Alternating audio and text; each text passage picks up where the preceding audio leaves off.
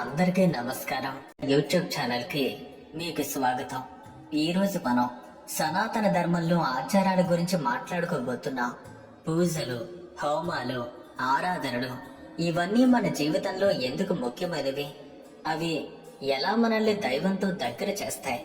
ఈ వీడియోలో మనం ఈ విషయాలన్నీ వివరంగా తెలుసుకుందాం. రండి, నాతో పాటు ఈ ఆసక్తికరమైన ప్రయాణంలో పాల్గొనండి. సనాతన ధర్మంలో ఆచారాలు అంటే ఏమిటి? సరళంగా చెప్పాలి అంటే ఆచారాలు అనేవి దైవంతో సంబంధం ఏర్పరచుకునే నిర్మాణాత్మకమైన క్రియలు. ఇవి మన భక్తిని, శ్రద్ధను వ్యక్తం చేసే మార్గాలు. ఉదాహరణకు పూజ, హోమం, జపం, ఆరతి ఇవన్నీ ఆచారాలే. పూజ అంటే ఏమిటి? పూజ అనేది దేవుడికి పుష్పాలు, దీపం, నైవేద్యం సమర్పించడం ద్వారా ఆరాధించే ఒక పద్ధతి. ఇంట్లో కానీ ఆలయంలో కానీ మనం దేవుడి ముందు కూర్చొని మంత్రాలు చదువుతూ భక్తితో పూజ చేస్తాం. మరి హోమం అంటే ఏంటి? హోమం అనేది అగ్ని ద్వారా దేవతలకు ఆహుతులు సమర్పించే ఒక పవిత్రమైన ఆచారం. ఉదాహరణకు గణపతి హోమం, నవగ్రహ హోమం ఇవి ప్రత్యేక సందర్భాల్లో శాంతి మరియు సమృద్ధి కోసం చేస్తారు. ఇవి కేవలం ఉదాహరణలు మాత్రమే. సనాతన ధర్మంలో ఆచారాలు చాలా రకాలుగా ఉంటాయి, కానీ వీటి అన్నిటి ఉద్దేశం ఒక్కటే: మనసును శుద్ధి చేసుకోవటం, దైవంతో ఆధ్యాత్మిక సంబంధం ఏర్పరచుకోవటం. ఇప్పుడు ఒక ప్రశ్న: ఈ ఆచారాలు ఎందుకు ముఖ్యమైనవి? మనం కేవలం మనసులోనే దేవుణ్ణి స్మరించుకుంటే సరిపోదా? ఈ పూజలు, హోమాలు ఎందుకు చేయాలి? దీనికి సనాతన ధర్మం సమాధానం చెప్తుంది. ఆచారాలు మన భక్తిని ఒక క్రమబద్ధమైన రూపంలో వ్యక్తం చేయడానికి సహాయపడతాయి. ఉదాహరణకు, మీరొక పనిని రోజు ఒకే సమయంలో ఒకే విధంగా చేస్తే అది మీ జీవితంలో ఒక అలవాటుగా మారుతుంది. అలాగే రోజు పూజ చేయటం వల్ల మన మనసు దైవం వైపుగా మల్లుతుంది. ఆచారాలు మనకు శాంతిని, సంతృప్తిని ఇస్తాయి. ఉదయం లేచిన తర్వాత ఒక చిన్న పూజ చేస్తే ఆ రోజు మొత్తం మనసు ప్రశాంతంగా ఉంటుంది. అంతేకాదు, ఈ ఆచారాలు మనల్ని మన సంస్కృతికి, సాంప్రదాయాలకు దగ్గర చేస్తాయి.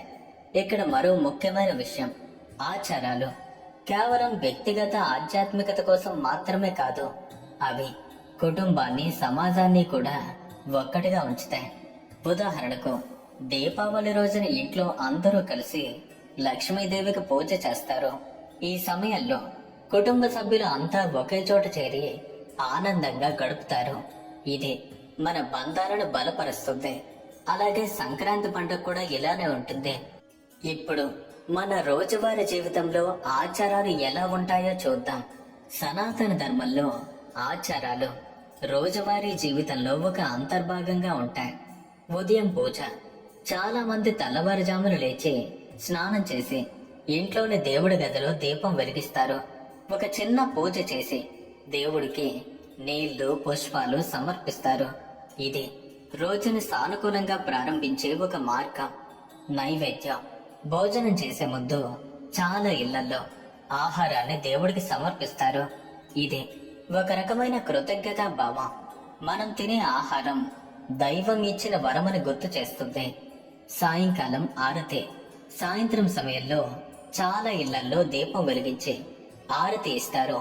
ఇది ఇంట్లో సానుకూల శక్తిని తెస్తుందని అందరి యొక్క నమ్మకం. పండుగలు మరియు వ్రతాలు. రోజువారీ ఆచారాలతో పాటు పండుగల సమయంలో కూడా ప్రత్యేక పూజలు, వ్రతాలు చేస్తారు. ఉదాహరణకు వినాయక చవితి, శివరాత్రి, శ్రావణ మాసంలో సోమవారం పూజలు. ఈ ఆచారాలు మన జీవితంలో క్రమశిక్షణ తీసుకొస్తాయి. మనం ఎంత బిజీగా ఉన్న రోజుల్లో కూడా కొన్ని నిమిషాలు దైవం కోసం కేటాయించడంతో మన మనసు ప్రశాంతంగా ఉంటుంది. అయితే ఆచారాల వెనుక ఉన్న శాస్త్రీయ కారణాలు. కొంతమంది అడుగుతారు, ఈ ఆచారాలు నిజంగా అవసరమా?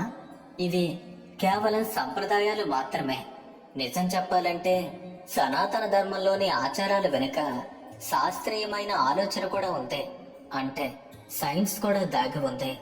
ఉదాహరణకు, హోమం చేసే సమయంలో అగ్నిలో సమర్పించే ఔషధ గుండాలు, చెక్కలు వాతావరణాన్ని శుద్ధి చేస్తాయని శాస్త్రవేత్తలు చెప్తారు.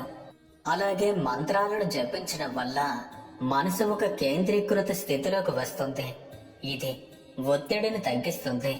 పూజ సమయంలో దీపం వెలిగించడం, గంట మోగించడం ఇవి కూడా మన మనసును ఒక ధ్యాన స్థితిలోకి తీసుకువెళ్తాయి. ఈ చిన్న చిన్న ఆచారాలు మనలో సానుకూల శక్తిని నింపుతాయి. అంతేకాదు, ఆచారాలు మన సంస్కృతిని రక్షిస్తాయి. అవి తరతరాలుగా మన పెద్దల నుంచి మనకు వచ్చాయి. వీటిని కొనసాగించడం వల్ల మనం మన గుర్తింపును, సంస్కృతిని గౌరవిస్తాం. మరి ఈ ఆచారాలను ఎలా కొనసాగించాలి? ఈ రోజుల్లో చాలా మంది యువత బిజీ లైఫ్ స్టైల్లో ఉంటారు. అలాంటప్పుడు ఆచారాలను ఎలా కొనసాగించాలి? అయితే అందుకోసమే కొన్ని సలహాలు చెప్తాను. సరళంగా ప్రారంభించండి. రోజు 5-10 నిమిషాలు ఒక చిన్న పూజ చేయండి. ఒక దీపం వెలిగించి దేవుడిని స్మరించుకోండి. కుటుంబంతో కలిసి చేసేది. పండుగల సమయంలో ఇంట్లో అందరూ కలిసి పూజలు చేయండి. ఇది మీ బంధాలను బలపరుస్తుంది. ఆచారాల గురించి తెలుసుకోండి. పూజలు, హోమాలు వెనుక ఉన్న అర్థాన్ని అర్థం చేసుకోండి. ఇది మీ ఆసక్తిని కూడా పెంచుతుంది. అలాగే సాంకేతికతను కూడా ఉపయోగించుకోండి. ఈ రోజుల్లో యాప్లు అంటే యూట్యూబ్ ఛానల్ ద్వారా కూడా మంత్రాలు, పూజా విధానాలు నేర్చుకోవచ్చు. మనసుంటే మార్గం ఉంటుంది అన్న విధంగా మీరు ఏదైనా చేయాలి అని మనసు పెడితే చేయటం పెద్ద కష్టతరమేమీ కాదు. ఈ రోజుల్లో అది ఇంకా సులభం. ఇక విషయానికి వస్తే, సనాతన ధర్మంలో ఆచారాలు కేవలం ఒక సాంప్రదాయం మాత్రమే కాదు. అవి మన జీవితంలో ఆధ్యాత్మిక శాంతి, క్రమశిక్షణ ఇవన్నీ తీసుకొచ్చే మార్గాలు. అవి మనల్ని దైవంతోనూ, మన సంస్కృతితోనూ, మన కుటుంబంతోనూ దగ్గర చేస్తాయి. సనాతన ధర్మంలో ఉన్నటువంటి అన్ని అంశాలను క్లుప్తంగా మీ ముందుకు తీసుకువచ్చే ప్రయత్నం చేస్తాను. అందుకోసం మీ యొక్క సహాయం నాకు ఎంతో అవసరం. మీరు ఈ వీడియోని లైక్ చేయటం ద్వారా అది ఇంకో 10 మందికి చేరుతుంది. షేర్ చేయటం ద్వారా అది కూడా ఎంతో సపోర్ట్గా ఉంటుంది. అలాగే మీరు మన ఛానల్ని సబ్స్క్రైబ్ చేసుకుని మన సనాతన ధర్మ కుటుంబంలో చేరటం ద్వారా ఇంకా ఎన్నో విషయాలను, ఎన్నో అద్భుతమైన రహస్యాలను కూడా ముందు ముందు తెలుసుకుంటారు. మరి మీ ఇంట్లో మీరు ఏ ఆచారాలు పాటిస్తారో క్రింద కామెంట్స్ రూపంలో రాసి మాకు తెలియచేయండి. మరొక మంచి వీడియోతో మళ్ళీ మీ ముందుకు వస్తాను. ఇంతవరకు ఈ వీడియోను చూసిన మీ అందరికీ కూడా ప్రత్యేకంగా ధన్యవాదాలు. సర్వే జన సుఖినో భవంతు.